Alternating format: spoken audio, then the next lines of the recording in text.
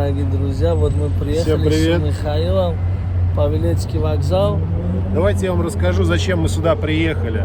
Мы сюда приехали с Кимраном. Кимран мне помогает, я его попросил.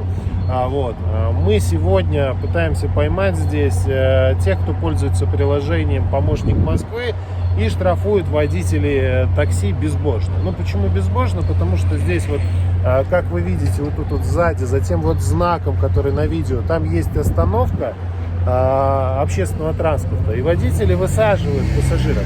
А те, кто пользуется этим помощником Москвы приложением, они их фотографируют, и водителям приходит штраф в размере 3000 рублей, чтобы вы понимали. Вот. И мы сейчас как раз за этим здесь, чтобы поймать таких людей, как говорится, и руки им оторвать. Ну, это шутка, конечно. Пока их нету, да? Нас Да, боялись, пока наверное, нету, мы убежали. ждем. Убежали отсюда, наверное.